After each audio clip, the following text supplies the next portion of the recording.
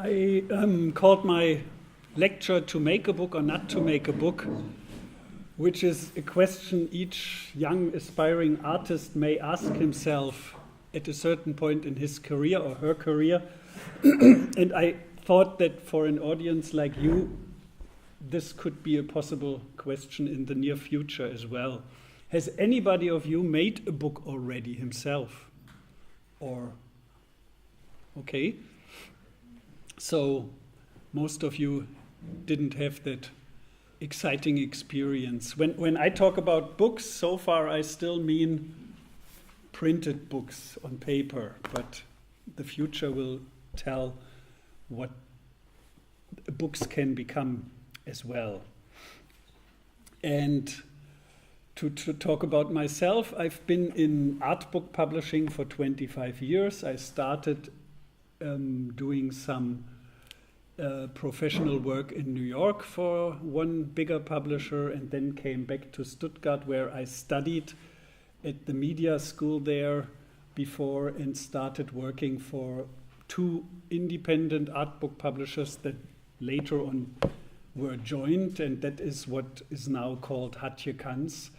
And I left Kunst last Christmas because I've just felt I needed a break. I've done it a long time, and I've done hundreds, if not thousands of books, and I just wanted to wake up in the morning and not have to think of 10 schedules and 20 books in the making. And I simply needed a break, which I took and went on several journeys to explore the art book world and the art world further and develop ideas what I want to make now. And these ideas have evolved. But if you ask me today, does it make sense to make a book? The answer is slightly different from last year. Last year, when I was still on the payroll for Kunst, I had to say, yes, you have to make a book. Today I say, maybe, it depends, because it really depends on what your aim is to make a book. I've written for the Winter Tour Photo Museum blog, and I've given some other lectures, and some of my ex-colleagues say that my view of the publishing and books trade world today is too skeptical, but I'm only gathering and collecting what I see and what I experience, and think I'm quite close to the reality. And one of the reasons why I quit my job was that I thought we make too many books. There's simply too much in the market, and the market is shrinking, and the best way to fight this is to stop and rethink the system. Because we were actually at Kunst going from the early 90s from 20 books a year to late 90s, early 2000, 100 books a year. And in the end, we were publishing 200 books per year only at Kunst. And there were other publishers like Steidl who were doing 300 books a year. And there is, that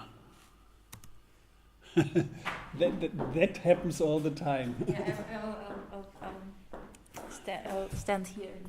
No, but you can also maybe just get rid of the screensaver or something. Yeah. Or I just push. Yeah, just once in a while, if you just like do it. Yes. And in the same moment when we were putting out more and more books, there were fewer and fewer bookstores who could sell the books and carry the books. And these were all artist books? These were all, Kunst is an art book publisher. I was in charge of the photography section and contemporary art section, but they were also doing architecture and modern art and 19th century. A lot of them linked to exhibitions, but not all. A reason why an artist would be interested to make a book is always to spread the fame of his work.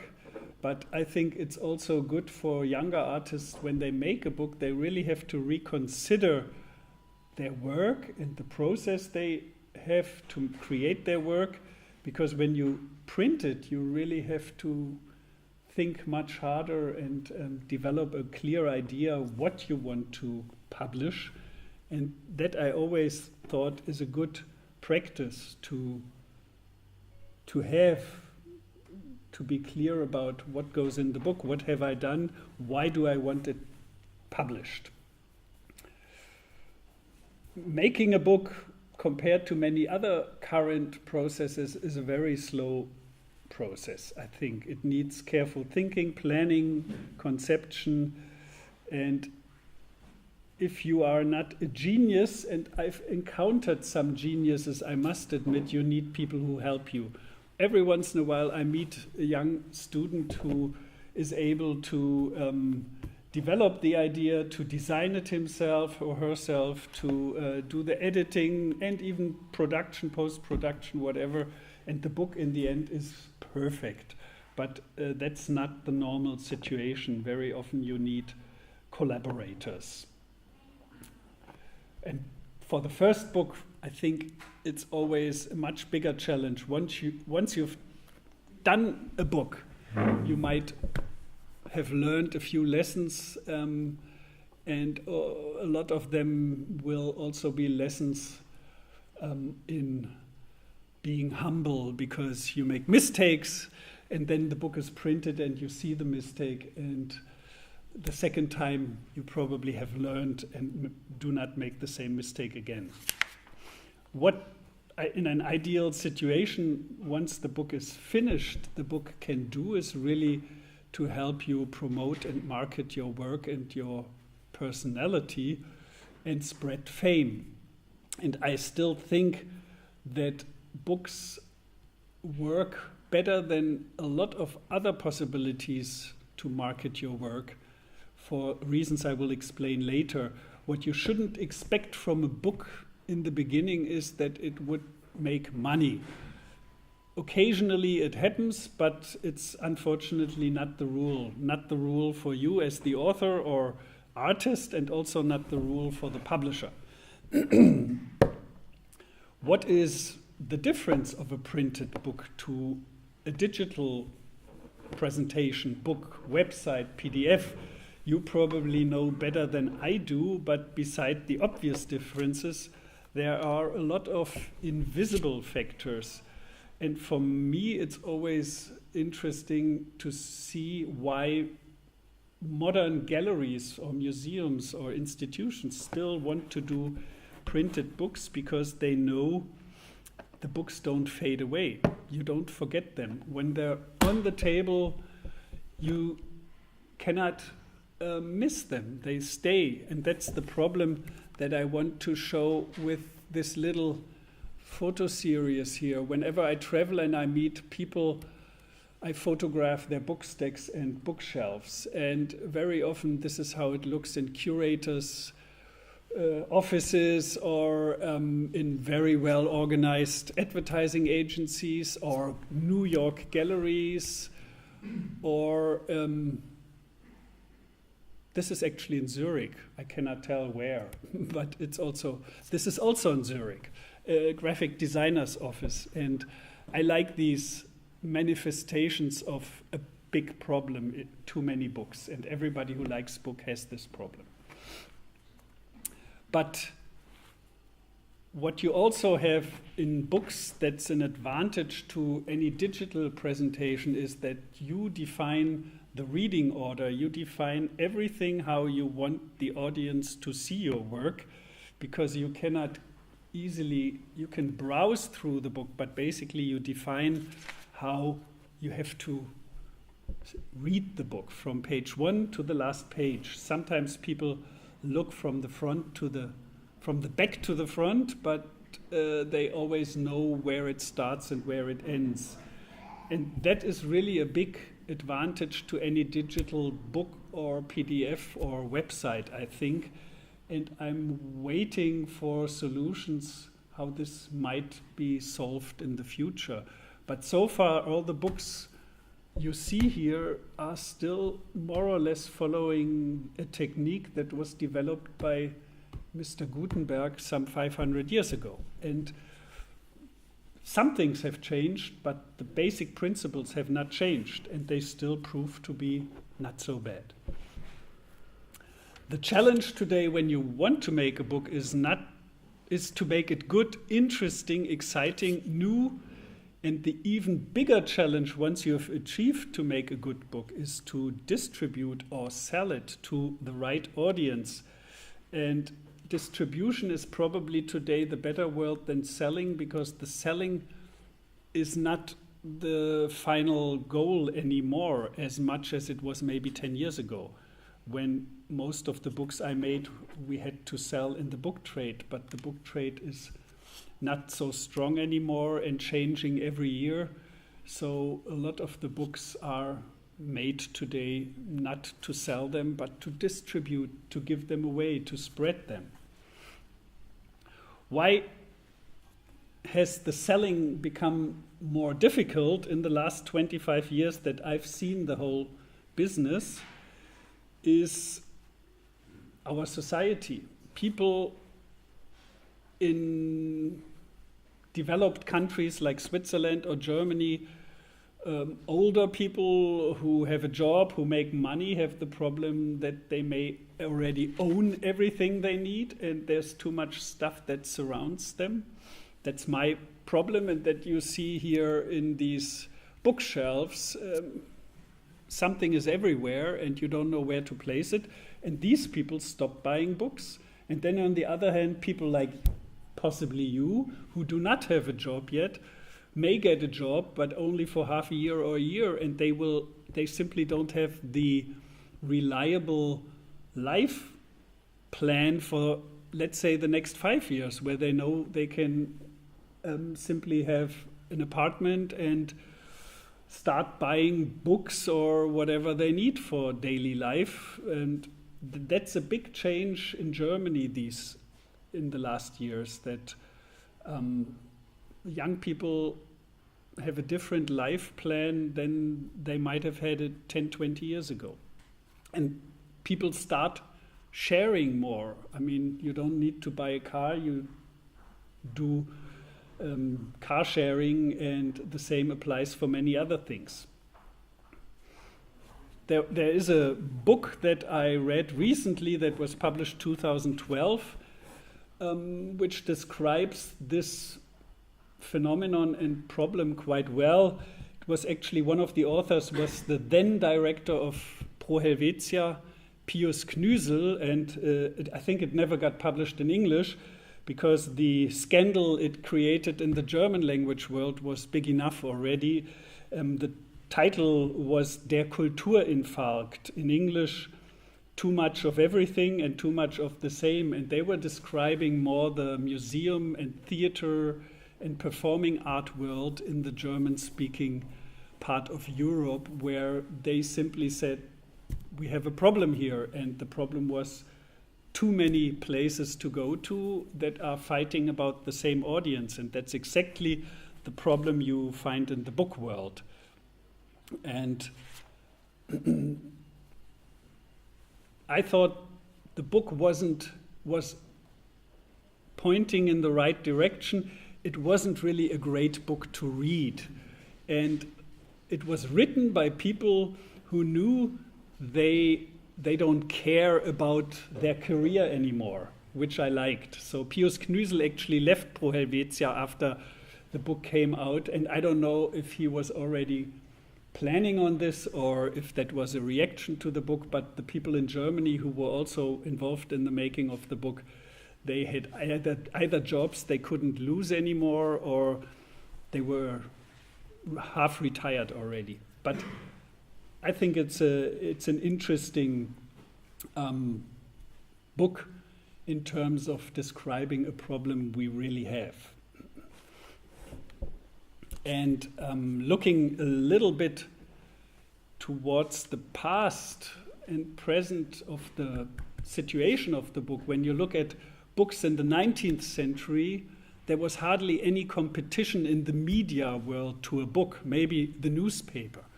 But then in the 20th century, you started to have radio, then the movies, then the record player, then the television, the video player, computers, the internet, computer gaming, iPads, smartphones, and whatever will come. And all these medias take away time for people to possibly get interested in books. And that's what I see all the time. And then people start reading ebooks. That's another thing, but not so much a problem for the art book or photography book world so far. And just as in this book I mentioned, too much of everything and too much of the same, a lot of the institutional problems they describe that they say come from public funding also apply for the book world, because in the book world, especially in the art book world, a lot of the books are funded. All the books I have here on the table were funded by public or private sponsors, galleries, museums, collectors, whatever. There was always some hidden financial investment made to make the book possible. I mean, what I have here is a book I made in 2012 with a little gallery from Zurich describing their first 20 years. And the same year, the same month this book came out that I made with a Viennese institution for an artist I really like. And this was the smallest book I ever made, and this was the biggest book I ever made, shortly before I left. And both were successful, I must say. This book actually had to be reprinted, and the Hauser and Wirth book won quite a few awards for its design and production. But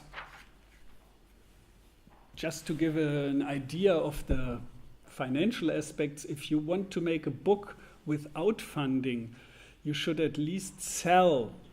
And when I say sell, it means get the money into your account, which is sometimes a problem in publishing.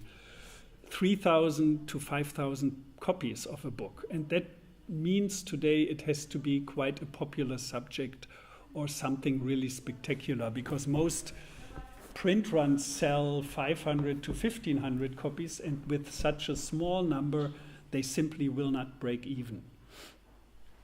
Which caused the crisis of the art book world, resulting in a lot of publishers being bought up by bigger groups or sizing down or closing. And this crisis, I could tell, these are all bookshelves I collected. This is a sign of the crisis. I photographed 2012 at the Frankfurt Book Fair and 2013 as well. A lot of the booked and possibly already paid booths were simply left empty by publishers who didn't come. They didn't show up, and that was really the first year where I could see this happen, because normally the Frankfurt Book Fair was always completely booked, and suddenly you saw something is changing here. It's not growing anymore, and they tried to hide this, but that year and the last years you couldn't hide it anymore. Looking at the current photo publisher scenery, you can say that there are still independent publishers. There are some that belong to bigger media groups, but there are also some independent publishers. But when you say independent, you might also ask yourself, independent from what? Because all these smaller publishers depend on the funding of the books they publish. So most of the books that they publish need the described funding. And if you think about doing a book, the idea of going to a publisher, present the project, and hope that he will pay for all the costs involved is rather romantic. It doesn't happen very often. That's a truth I always spread. And I also studied the history of art books a little bit, and there is a book written by Francis Haskell, a British art historian who studied the history of the art book, and he wrote a book that's called The Painful Birth of the Art Book, going back into the 17th century, and basically discovering or describing that art books were always a vanity project. There was hardly a time, and if there was a time, it was the 80s and 90s of the last century, where art books were really a money-making project. Before and after, and today as well, they needed funding in most cases. And when I say art book or photography book, I talk about serious books, not lifestyle or coffee table books. There, if you do Karl Lagerfeld, The Little Black Jacket, you might sell 80,000 or 100,000 copies, which happened some years ago. Steidl was the publisher. But if you know that there was a huge exhibition that was touring around the world, being shown in 3 places at the same time, then the figure isn't so surprising. And it also means somebody invested heavily in advertising of the project. And the books sold also because of that advertising. It wasn't just Karl Lagerfeld's name, but it helps.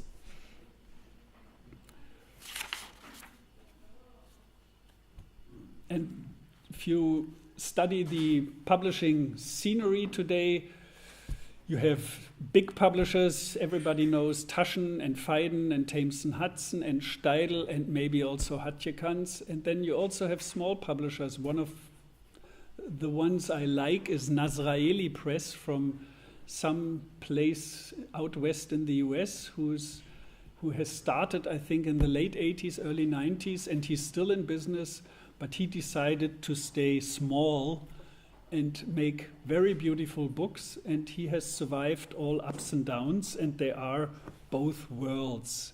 And today, in the last 3-4 years, a lot of new publishers entered the scene and make really exceptional books, but in much smaller print runs than what I was used to. And I always advise people to go to these photo book festivals that you find everywhere. The first one was started in Kassel in 2008, and that has really started a whole worldwide phenomenon of photo book festivals. You find them in Australia, in Japan, in England, in Belgium, France. It's quite interesting, but this is only for photo books, not for art books in general. And today, talking about publishing, you shouldn't forget self-publishing. That's happening more and more. Crowdfunding was a big thing in the last years. And if you want to do a book, I wouldn't rule out to try this, because when you self-publish, you're in complete control of the whole process. You might not have the publicity and marketing possibilities a big publisher has, but you might have to wait a few years until the publisher has time for your project, and that's always the question you have to answer yourself. Especially Steidl is famous for having artists waiting for their books, but when they come out, usually it was worth the wait. I generally do not blame publishers for asking money to make a book, because why would they waste money? They have to pay their employees, they have to pay rent, they have to pay a lot of things, and when you basically know from the beginning that this book will not make enough money, then you have to find a solution, and that's just a reality. And the idea that a publisher is this noble person who invests in your project and pays for everything is unfortunately not very realistic. What I would blame a publisher, if once he's made the book with other people's money, if they don't sell or market or present the book. That's what I think he has to deliver and do for the book, to take it to fairs, to promote it through his channels, to at least try to get a lot of publicity for the project. And that's why it makes sense to work with a publisher. The photo book market and the art book market face the same challenges most markets face these days. Overproduction, I mentioned already. Shrinking customer base, at least in Europe and the USA. Changing distribution channels. Think about Amazon and all the online marketing. I was at a convention in the US in Los Angeles at the American Booksellers Association fair. And there was a guy, bold-headed, and his name was Jeff Bezos, presenting a new idea how to sell books. I think it must have been late 90s. And everybody was sitting there and listening. And I remember a lot of discussions afterwards. Very interesting, but this will not work. And it worked. It worked to a degree where, and that's what they're trying to do, I think, is really to drive the normal publishing world out of business and swallow all the business up for themselves. And another problem for the publishers today is competition from other media that I described, and also the changing of technology. I mean, right now, all the books I have here are still printed by offset, and now we enter into print-on-demand, digital printing these days already for a few years, and that is also changing the business.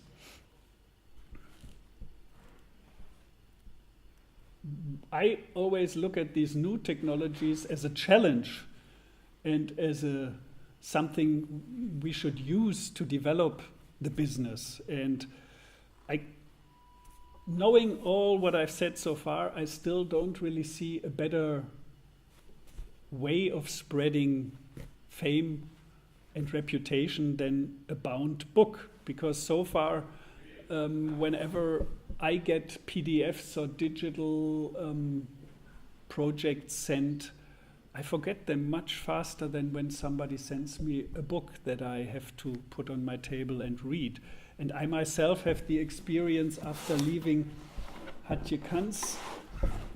I stayed away from books for half a year, and then I now work together with an artist that is completely unknown, Markus Brunetti, and we organized a little exhibition in Cologne, or he organized it, and then I said, let's make a book, simply because I couldn't do anything else. And we made this book because we knew we had to give out something to people to spread his name. And this book served so well its purpose that 1,000 books were gone within a month or two, and we sold some also, many of them. But this book, I've sent out hundreds of them to galleries, curators, people that I want to get interested in his work. And the book really is making a much better impression than when I send a PDF or a JPEG. It doesn't work, for him at least.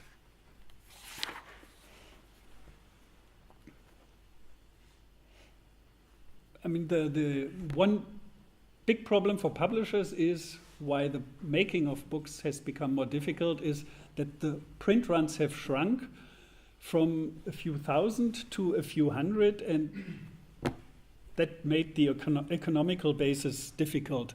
What I show here is a wonderful bookstore in Madrid, Ivory Press, that is really exceptional. And such a bookstore, I think you only have one left in Zurich. In the Löwenbräu Areal, there is still Kunstgriff. But there were at least 3 or 4 20, 15 years ago that all had to close. So there is much less space to sell and present books than in the past. In Switzerland, you have an additional problem that there's no net book price agreement anymore. In Germany and in France, a publisher fixes the price for a book and booksellers have to sell it for that price. And also Amazon has to sell it for that price. This is not the case in Switzerland and also not in the USA and some other Western countries. And that immediately drives a lot of booksellers out of business because everybody starts ordering online. I mean, in the US, it's a huge problem for bookstores when they try to sell a book for the official price of $50. And at Amazon, you get it for $30, $35. People order it online. And I don't blame them really, but I don't think it's a good decision to not have the net book price agreement anymore in Switzerland. What I like about the current situation is that it's exciting. You see all this change, all these new developments, digital publishing ideas. I was showing this. This is from MacBooks, the digital site called MAP. It's a London-based publisher who was one of the first publishers to really try to make digital publishing in the art and photo book world possible. I think he has somebody investing heavily in this side of the business, but I also know that so far it hasn't really worked so well. A lot of books they put in the ebook section didn't make real sense in the printed section, or they were for some festival or exhibition where there simply wasn't enough time or enough budget to make a printed version. And they also republish a lot of out-of-print books here that you couldn't possibly buy anymore, but digitally you still have access to them. So for art historians, this is quite valuable in some cases. But economically, it still doesn't really work for most of these. But MAP is really one of the publishers that embraced the digital publishing world the most in the last years. And what you always have to keep in mind is making an ebook only saves the investment at the very end. You don't have to print the books and you don't have to put 1,000 or 2,000 books in storage, which is a big relief for publishers. But everything up to the point of releasing the ebook, the design, the editing, the authors, translations, costs the same as for a real book. And that, if you don't sell the ebooks that usually retail for 5 to 10 euros a copy, whereas the book was 30, 40 euros, creates another budget problem.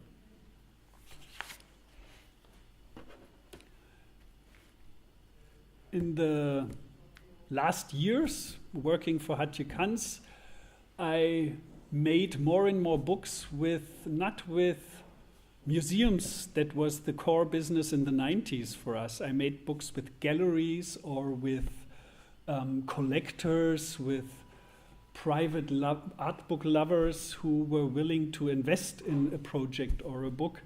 And these books have really become very often the most exciting, interesting books. I mean, here, Hauser und Wirth, one of the biggest art galleries on our planet, they have a serious publishing program, and the same applies to David Zwirner, to Gagosian. These galleries have become big players in the art book publishing world, but again, they invest into books because they know that when they want to promote an artist, shows are the most important key factor. But then the next thing is a book, because they invite all these collectors and critics and curators and directors and interested people to see the works of their artists. But when they leave in today's world, they forget very fast. But when they get a book in the mail or at the exhibition, the memory lasts longer. So this is why a lot of the art galleries invest much more money today into books than they might have done 20 years ago. That's a big change, but also when I walk over Art Basel, you see books on every booth. You can pretty much say. And some galleries have real bookshelves with all the books they published or that their artists gave them on their work. And books in the art world are establishing credibility. That's what they're used for. And I think that's also what they're very good for. And also the making and the quality of the gallery books has changed dramatically in the last 10, 15 years. In the 90s, most gallery books were catalogs of a show presenting 20, 30 works, maybe a little preface, that was it. But today, the gallery books are sometimes really the most elaborate, interesting, and quality-wise best projects I've made because there was enough money, the budget was big enough. And they are not so much about vanity, they are really serious books by now.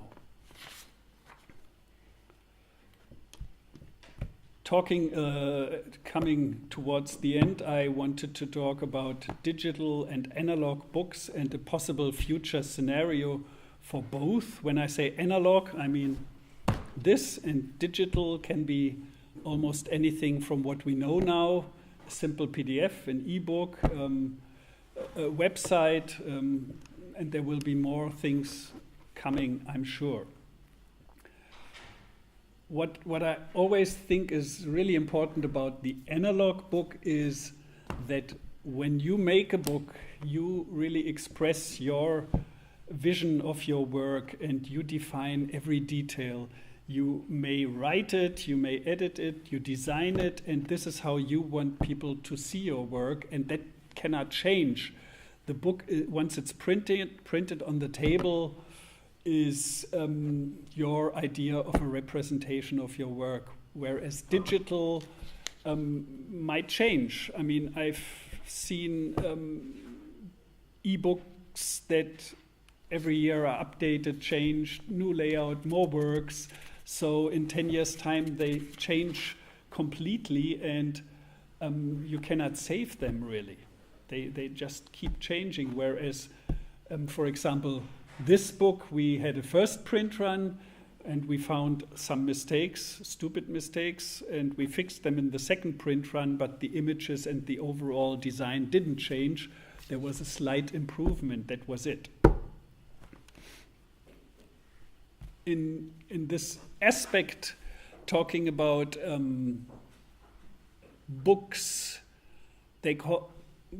I always think if you want to sell a book, it either can be an artist book, so the book itself is an event, or you make it for an event, like an exhibition, and then you sell books there. That's what happened to our little book with this photographer, that we sold a lot of copies at the exhibition. We didn't even bother to sell it through the book trade because we didn't have that time.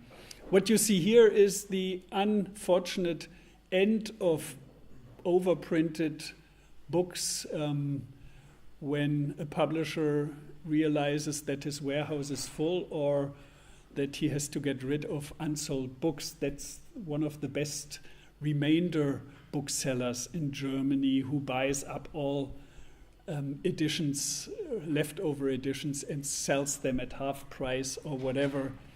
And this is how it looks there. I've had to work with them very often, and they are very knowledgeable people, but I'm always sad when I see books I published in this surrounding. And that's a little side note. That's how they sell ambitious art books in Italy, in supermarkets. I liked that. And that wasn't a cheap book. The food cost €6.50. The book was €40. That's for talking about technique. this is actually a letterpress machine, and it's still in use in some printing companies. That's what I call heavy metal publishing, and I like doing that. And if you look at that, that is basically the technique from the 19th century that is still used today, and some printers were wise enough to keep these machines running. The next step is what is today considered state-of-the-art offset printing. That's how I spent most of my life, doing books in these halls, printing on smaller and bigger, always better offset machines, high-end art books, binding them in traditional binderies, and that is what's happening right now. I got these pictures from a friend of mine who has a big offset printing company, but they are investing heavily now in digital printing because they know that their customers very often need books faster than what they can possibly deliver doing it in offset. Very often they get the final PDF 5 days before the opening, and then this digital printing machine by Xerox is able to print a small 20, 50, 100 copy print run in advance,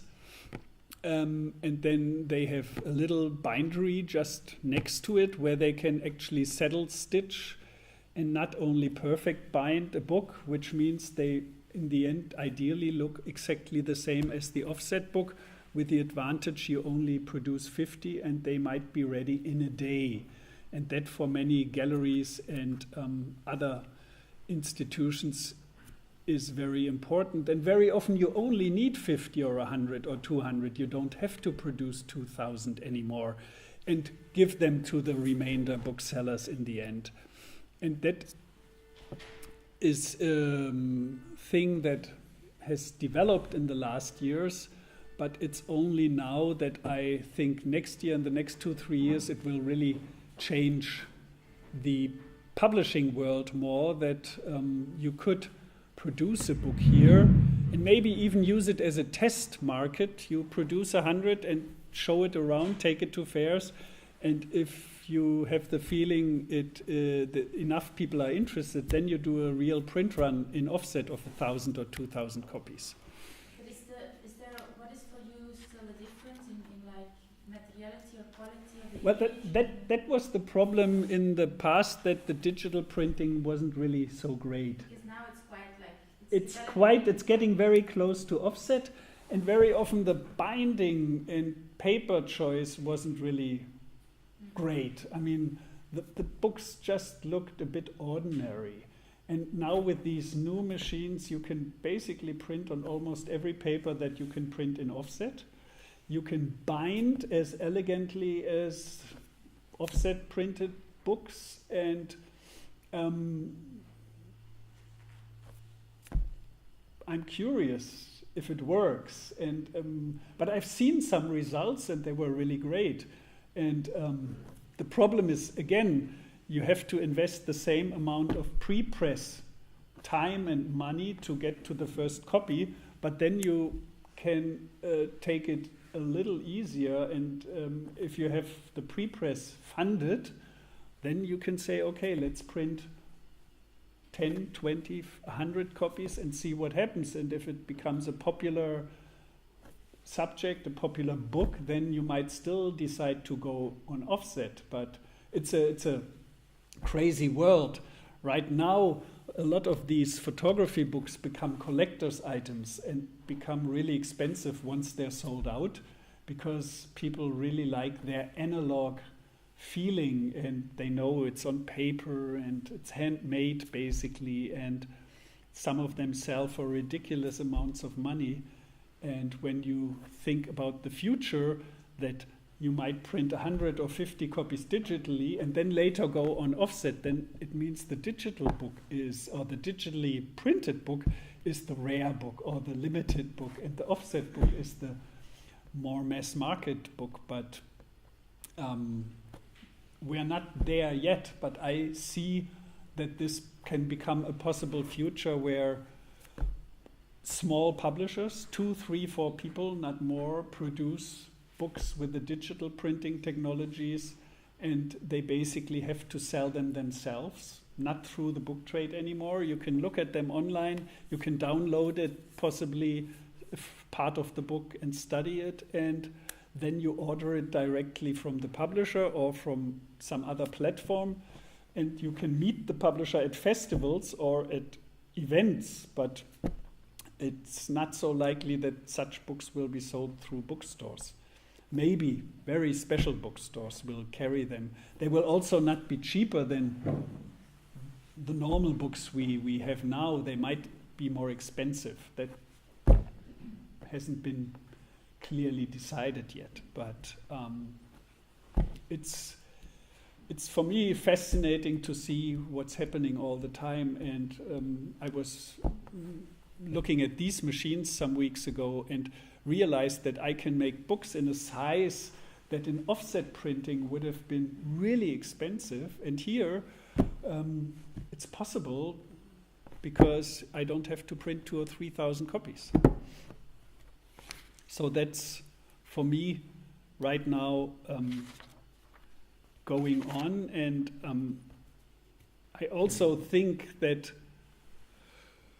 in general, we will have big changes in the near future. And I was writing in the winter to a blog that I think at some point we will have e-paper. I know some big companies are producing or researching e-paper, and maybe we get something like this, which we can use as whatever we want it to, and it will be full color, high resolution, and you can use it as a book to read, but you can also just unfold it as big as you want and put it on your wall and use it as a screen to look at a movie.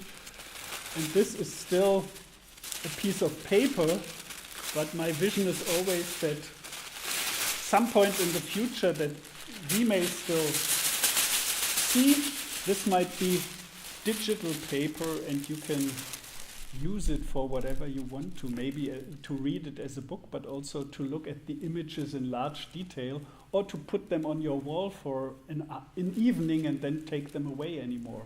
It sounds frightening, I know, especially for artists, but whenever something sounds frightening, it's likely to happen, I think. That's it. But if you have questions, please ask. I haven't spoken too much about financial issues, which I addressed in my blog, but they're always boring for me. I wanted to ask something about financials. You were talking about sponsors there. Yeah. Do you have a strategy to find the right sponsor for your project? Well, if I want to make... We sit in the wrong country for such a question, because I've made many books with Swiss artists, and I was always amazed how many foundations they had in their back, regional, local, country, and there was always 4,000 euros here, 5,000 here, a dream world compared to Germany. But in Switzerland, sometimes I wanted to make a book with an artist and then realized that she or he was Swiss, and I said, bingo. That makes it easier.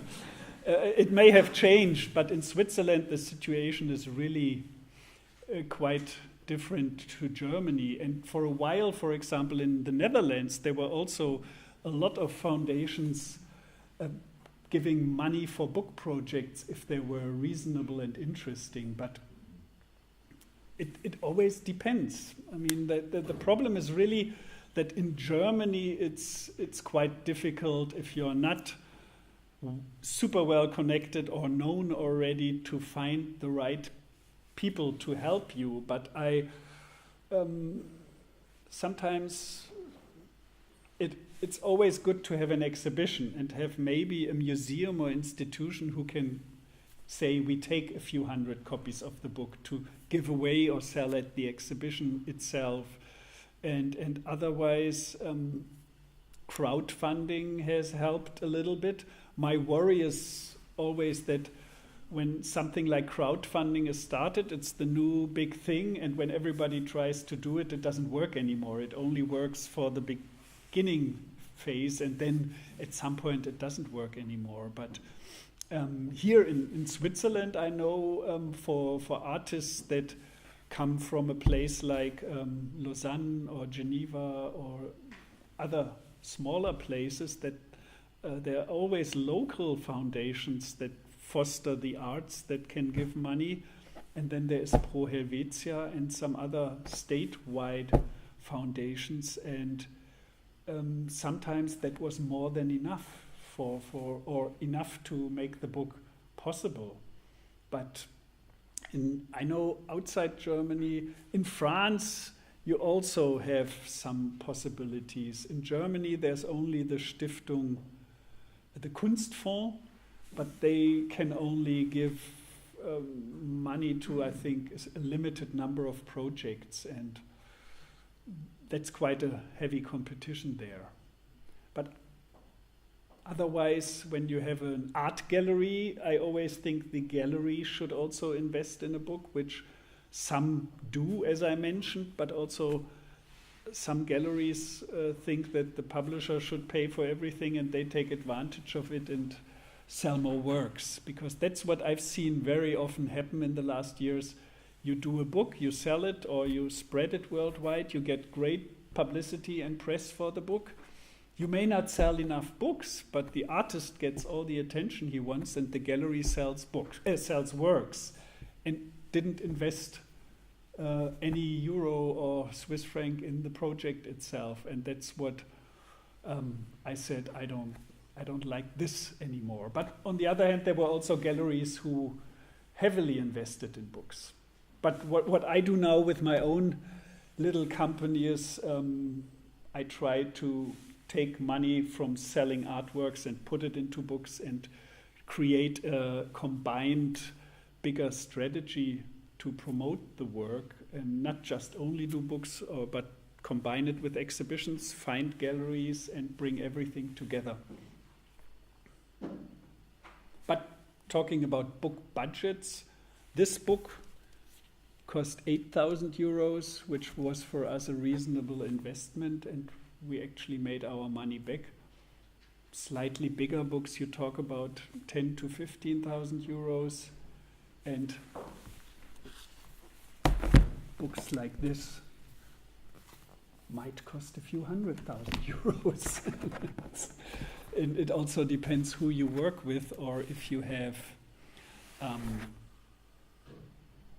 friends who do the design with you, or you do it yourself, and color separation has become easier. Making a book has become much cheaper in the last 20 years, which is a good thing because it's easier to make them, but also a bad thing because more people make them. Many more people. And that makes the whole scenario right now more difficult, also for a bookseller. There are thousands of books offered to him. Which one does he take? Which ones are good, noteworthy? And 20 years ago, it was hundreds of books. What is like the general in percentage, like division between what the artist has to invest and what the publisher invests? Like, is that like 50-50, or like is there some kind of like unwritten like rule for that? It depends on the project. I mean, if it's a really interesting project where you think it can sell 2,000 copies, the publisher can invest more. But if it's very ambitious experimental project where the market is probably a few hundred copies, the publisher may need the whole production cost. Because what one shouldn't underestimate is, if it's a good, serious publisher, his investment is also to put the book in his catalog on the homepage, to send out review copies, to go to festivals and fairs, and that all costs money as well. The production costs aren't the only investment in a book. There's also all the distribution, marketing, and so very often books have to be funded by 80 or 100% to make them possible for a publisher. But these are usually then really smaller books with lesser known artists. That's probably the same in other businesses, that if you are already famous, everything becomes much easier. It's not ideal, but something that's hard to change. Could you tell us something about your view on interactive digital publishing?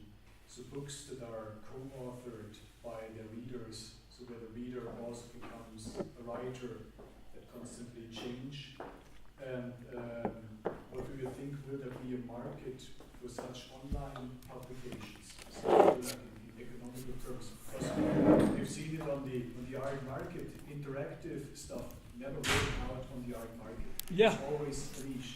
And the first media art fair in Germany only was established last year. The media art, interactive art has been around for decades. So what is your opinion on that? I think also whatever happens on the internet, people more or less take it for granted. It has to be for free. And that's still a reality, and that means it's very hard to make these projects profitable. I've made one CD-ROM. Do you still know what a CD-ROM was? I made a CD-ROM publication with Bill Forsyth.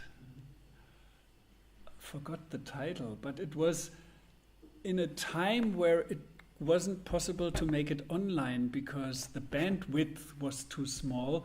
So it was teaching methods of his company, how he developed his moves, and was a very ambitious project by the ZKM with the William Forsyth Company and the German Tanztheater Cologne. They all invested in the project, and in the end it was a CD-ROM, and that still is the most successful digital publication I know of. It was reprinted several times, still on a CD-ROM, but I think some years ago they also wanted to put it online, which would then probably kill the market for the CD-ROM, but I'm not sure if it happened. But it's, again, all the investment in the interactive parts were quite expensive and only possible because the ZKM and some other institutions were funding it. But I don't really see so far that this is a big market. And something I didn't talk about today because it would fill another evening easily is copyright. When you look at these printed books, it's still under control. Once you put it out digitally, it can become a big problem these days. And that's something where I was always happy that we are still working like this, because I've seen a lot of things happen in the last years where the artists weren't so happy with what happened with their work, but another issue. But yeah, the fascinating part right now is there's the old model, producing a book, selling it to a bookstore or to the end customer, and the new world is still evolving, but hasn't replaced the old world. And all the publishers I know that heavily invested into digital publishing, e-book publishing, still after 10 years or 5 years they do this, depend mainly on their print business and not on the e-business. But this is really the perspective of an art book publisher. In the science world it's different, absolutely. I think they depend now on the e-market much more. But also in, for example, travel guide, you would think the e-market should be quite healthy, but still they sell most of their products printed. There's also a huge difference, I guess, between the American market and the German market. Because I think in the American market, ebooks are much more important already by now. Yeah, in literature or novels, that's a big business there. But art books, not really. But when it comes to these ebook readers, it's also growing in Germany. I think in Germany we talk about a few % of the market. In America, it's already 25 to 50%. And some publishers do not publish paperbacks anymore, but there's only the hardcover version and then the ebook version, no paperback anymore. And yeah, I've talked to a travel guide publisher, a big one lately, and they always offer in their travel guides a free app to download the content of the book to your smartphone, for example, which for me made sense when you travel. Could make life easier, but they said the numbers of downloads were just so little in the German market that they were wondering if it made sense or not. But it was interesting for me because I thought especially the younger people should work with the apps more. But also, it's not there yet.